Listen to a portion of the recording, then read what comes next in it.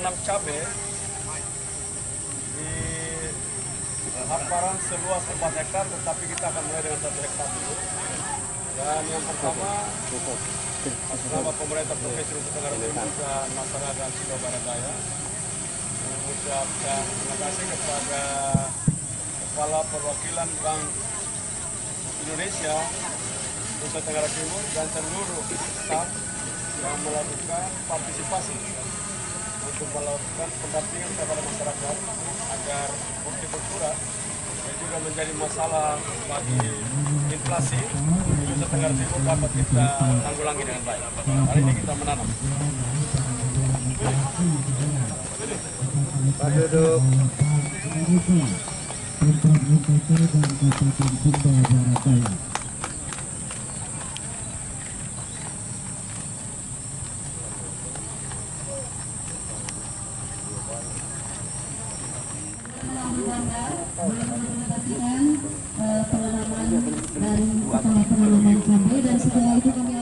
Bapak Ibu hadirin yang kami hormati, acara tanam perdana cabai di Desa Ramadana, Kecamatan Lora hari ini hari Jumat tanggal 21 Oktober tahun 2022 telah kita laksanakan bersama.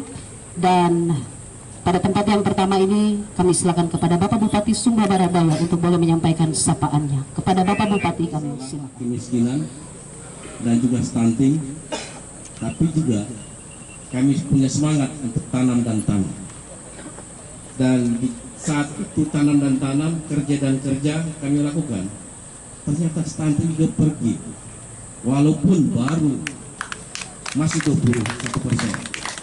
Tapi kami punya tekad untuk supaya yang mendekati 0%.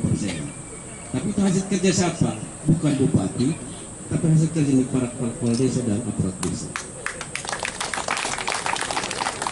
Kuncinya adalah makan, minum untuk anak-anak itu 3 kali sehat.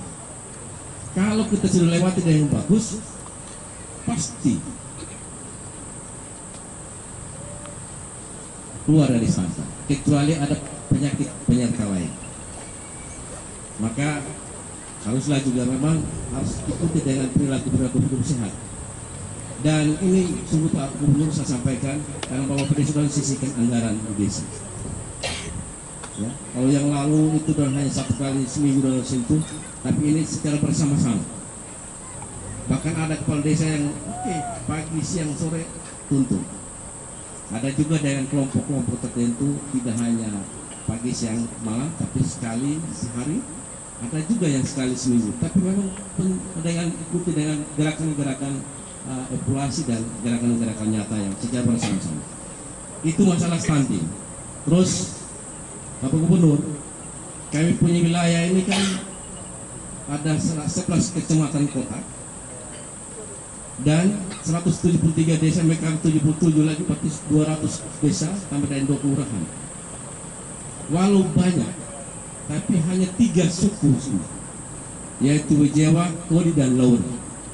Yang lain mereka warga Sumba asli dan warga Sumba tidak asli, ada yang kasih kenal lagi. Itu kombinasi. Tapi 3 suku ini, Wijawa sudah mengajarkan pada kami untuk kerja keras. Laura dan Kodi karena kebetulan mereka tinggal di pantai, ya. Tapi sekarang sudah ada perubahan. Ya, ada perubahan. Kami sudah mulai berlomba-lomba. Saya dulu di Kodi saya tempatkan camat orang Wijawa. Ini satu. Begitu orang Kodi Utara rajin, saya kasih pindah ke Laura. Nanti orang Laura sudah minta kan, porque sudah rajin juga orang Laura, saya akan kasih pindah dia ke tempat lain. Di Wijawa tidak perlu lagi, paling di kabupaten untuk dia menasihati yang lain-lain yang belum rajin. Nah, tentu rajin untuk apa? Untuk kita keluar dari kemiskinan. Dan keluar dari kemiskinan tidak bisa seorang diri, harus bersama-sama. Dan itulah yang kami dorong terus Bapak Gubernur di sini, dan mudah-mudahan mohon nasihat Bapak Gubernur untuk tekad dan niat kami ini bisa berkelanjutan. Mudah-mudahan, dan tadi Bapak Gubernur sudah rencanakan lagi, tapi nanti saya ngomong ke Gubernur sendiri. supaya Bapak Gubernur ini hari beliau mewujudkan janji mau tidur di kebun di Sumberada. Nanti kalau lain kali bagus juga, tapi 2022 sedikit lagi selesai, nanti harus kegiatan lagi Bapak, supaya apa kebersamaan itu jadi makin mantap betul. Dan bukan itu kebersamaan, tapi kemiskinan itu pergi menjadi riwayat yang selalu kita bersama. Ini saja, sekali lagi terima kasih Bapak Gubernur. Masuk pada acara sambutan berikutnya, kita persilakan kepada yang telah ditugaskan untuk mewakili sesi tanya jawab untuk boleh maju ke depan. Kepada Bapak Desa Ramadana untuk boleh maju ke depan, dan kepada salah satu perwakilan masyarakat untuk boleh melakukan dialog. Salam kami, karena kami tidak mampu untuk mengungkapkan satu persatu, kami padukan dalam sebuah tarian. Jadi terima kasih banyak atas maklumnya. Untuk itu dari kami atas nama warga Desa Ramadana mengucapkan terima kasih banyak yang berlimpah kepada Bapak Gubernur dan semua bapak-bapak yang hadir, karena kami semua yakin dan percaya semuanya boleh terjadi pada hari ini kan tentu oleh karena kehendak Tuhan. Puji Tuhan bahwa Bapak Gubernur bersama semua yang hadir boleh merelakan waktu dan bahkan berani untuk datang menginjakan tapak kaki di lahan kami yang begitu kurang layak, dan kami percaya bahwa tangan dan kaki yang sudah menjamah lahan kami akan tersalur berkat. Terima kasih banyak atas semuanya itu. Izin Bapak Gubernur yang kami kasihi, perlu sedikit saya gambarkan mengenai bagaimana sehingga terjadinya tanam perdana di sini dan terbentuknya kelompok. Pertama-tama kelompok ini dia terbentuk melalui swadaya, inisiatif daripada kelompok tani sendiri. Dan karena saya lihat semangat mereka dari bentuk swadayanya, maka lewat anggaran perubahan dana BLT yang kemarin berubah karena ada sekian yang sudah dapat di bansos, maka dengan berani hati juga saya boleh menyalurkan dana yang hanya 89 juta yang sudah keluar, dan ini sudah terjadi. Mungkin ini menjadi berkat juga sehingga hari ini boleh terjadi. Saya anggap ini sebuah mujizat, karena baru kali ini Bapak Gubernur boleh masuk di kecamatan kami dan khususnya di Desa Ramadana. Sekali lagi terima kasih banyak kepada Bapak Gubernur yang terkasih. Untuk itu perlu juga saya gambarkan mengenai luas wilayah. Luas wilayah desa saya 21.000 km persegi. Jumlah kakaknya 721, jumlah jiwa 4.286,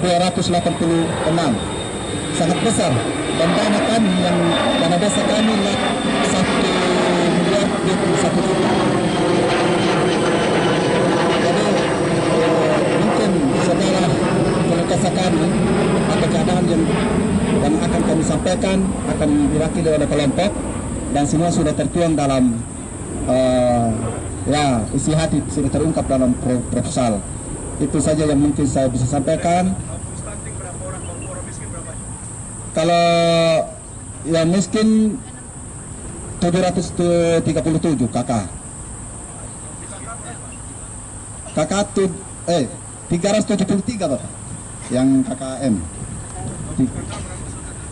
721 373. Mungkin demikian saja yang saya bisa sampaikan. Stunting dari 80 sudah kurang 20, 60. Sementara ya. Iya Bapak, ya, siap. Terima kasih atas yang diberikan kepada saya. Mohon izin Bapak Gubernur, saya persingkat saja. Saya perkenalkan nama dulu, Melkianus Nanibora, asli Desa Ramadana. Tidak banyak juga yang dapat saya sampaikan, tentu saja waktu ini begitu sempit. Jadi terus terang Bapak, kami dari kelompok Gobat Indah ini ada beberapa hal yang perlu kami sampaikan juga, yaitu dengan keluh kesah kami yang sangat mendalam saat ini, dengan begitu berjuangnya kami anak muda sampai hari ini juga dengan turut serta Bapak Desa, Bapak Camat dan semua rombongan Kecamatan Lora terima kasih Desa Ramadana ini. Maka dengan itu Bapak kami sampaikan di sini kekurangan kami begitu banyak, tentu saja TDPN isinya ada di dalam sini, dan juga kami sampaikan yaitu kami butuhkan kultivator dan kontraktor. Itu yang perlu kami sampaikan. Jadi apabila dan kekurangan kami juga akan kami sampaikan kepada pemerintah daerah sehingga bisa terpenuhi dengan kebutuhan kami ini. Mohon didukungi dengan apa menjadi jiwa kami anak muda saat ini sehingga wilayah kedepannya menjadi lebih baik. Mungkin itu saja yang dapat saya sampaikan Bapak. Mohon izin saya serahkan untuk lahan kami yang kami tanami untuk di sini adalah 1 hektar, dan yang 3 hektar kami telah sediakan di kemarin yang 3 hektar ini kami kerjakan dalam 1 bulan menggunakan traktor dari Dinas Pertanian.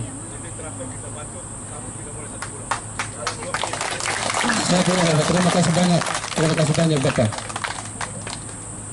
Jadi mohon izin proposalnya Bapak kami berikan.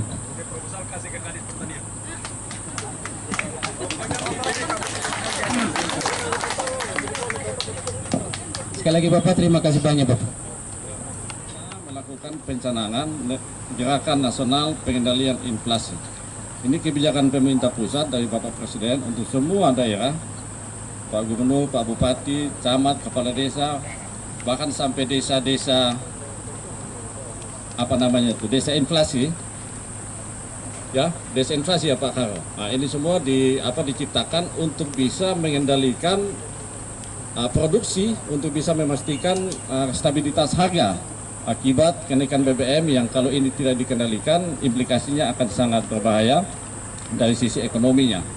Karena itu pendekatan-pendekatan yang dibuat oleh Bank Indonesia ini bukan baru pertama Pak Gub, karena klaster hortikultura itu sudah kita kerjakan beberapa tahun terakhir, termasuk di Sumatera Barat Daya kita pernah hadirkan Pak Dirjen Hortikultura sampai 2 malam nginap di sini untuk ngurus cabai. Itu artinya sesuatu yang sangat penting. Karena itu Pak Bupati izin, Pak Camat, Bapak Kepala Desa, tidak hanya di sini, ini mesti dikembangkan paling tidak 1 desa, setiap desa itu ada klaster hortikulturanya, baik itu cabai, bawang maupun tomat dan lain sebagainya yang menjadi komoditas pemicu inflasi. Supaya kita bisa pastikan produksinya, jaminan suplainya ada, dan kalau ada kelancaran distribusi otomatis ada stabilitas harga dan kemudian kita semua bisa jangkau. Karena itu sekali lagi terima kasih Pak Kepala Perwakilan Bank Indonesia beserta timnya yang sudah mengintervensi di sini. Kemudian yang kedua, Pak Bupati mohon izin, mungkin Sumatera Barat Daya itu kita jangan sebut kemiskinan lagi. Kita mesti rubah diksinya menjadi kabupaten penyumbang kemakmuran untuk masyarakat Sumba seluruhnya dan masyarakat NTT dan kontribusinya untuk Indonesia. Kenapa kita bilang penyumbang kemakmuran? Oleh karena di sektor pertanian pada musim tanam 2 kemarin, Sumba Barat Daya itu melakukan lompatan eksponensial, lompatan yang melampaui pergerakan linear, bisa menanam jagung sampai 36.000 hektar di musim panas. Ya, ya, atau lompat. Jadi kita 1 lompat ke 5, lompat ke 10, lompat ke 20, lompat ke 40 dan seterusnya. Itu lompatan eksponensial namanya. Jadi 1, 2, 4, 8, 16, 30 itu lompatan eksponensial. Dan kita berhasil lakukan di Sumba Barat Daya. Terima kasih Pak Bupati beserta Bapak Camat, Bapak Kepala Desa, seluruh petani yang ada di sini. Nah, ini langkah-langkah cara-cara kerja yang bisa kita keluar dari persoalan-persoalan yang Bapak Bupati sampaikan tadi. Sebab kita bekerja petani seperti yang biasa-biasa itu sampai 20-30 tahun ke depan tidak akan bisa merubah apa-apa oleh karena tidak merubah prosesnya. Nah, kemarin itu Bapak Bupati sudah tunjukkan kepada semua masyarakat di Sumba Barat Daya dan semua petani di NTT bahwa lompatan itu bisa terjadi di sini. Dan signifikansi daripada luas tanam itu kita akan kerjakan di musim tanam 1. Dan Pak Bupati sudah bertekad untuk mewujudkan 100.000 hektar tanaman jagung di sini. Dari 100.000 hektar itu pemerintah membantu mengintervensi 15.500 hektar. Saat ini benih-benih semua kita sudah dorong menuju ke lokasi untuk kemudian nanti itu menjadi instrumen untuk trigger, pendorong untuk kemudian nanti bisa kita wujudkan 100.000. Nah, ini instrumen yang paling cocok untuk menyelesaikan persoalan pangan dan persoalan ekonomi. Masalah pangan kita ini tahun depan itu berhadapan dengan ancaman serius soal krisis pangan global. Krisis pangan global itu terjadi akibat gangguan distribusi akibat perang Rusia-Ukraina. Sehingga semua negara-negara produsen itu menahan produknya tidak dikirim ke berbagai daerah konsumen sehingga mengganggu distribusi. Oleh karena berbagai negara mengalami defisit dan kita lihat sekarang di Inggris mereka sudah mulai menjadwal, jadwal makannya sudah diatur. Kalau kita 3 hari sekali, mereka mungkin 2 kali sehari. Mereka menunda membayar listrik oleh karena tidak ada income. Dan kalau Eropa semua, Jerman semua sudah mengalami defisit, gangguan suplai pangan, implikasi ke krisis ekonomi, otomatis akan berimplikasi kepada kita di Indonesia juga. Karena itu Bapak Gubernur perintahkan, instruksikan, kita semua yang berada di sumber-sumber daya alam yang subur dan luas seperti begini, gunakan momentum musim hujan ini untuk menanam semua jenis tanaman yang bisa dimakan. Tanaman yang bisa dijadikan sumber bahan pangan sekaligus sumber ekonomi. Bapak Gubernur sudah perintahkan untuk fokus di padi, jagung, sorghum, kelor. Ini komoditas-komoditas untuk padi kepentingan pangan, jagung, sorghum, kelor itu untuk kepentingan pangan, kepentingan ekonomi sekaligus kepentingan gizi untuk penyelesaian masalah-masalah stunting.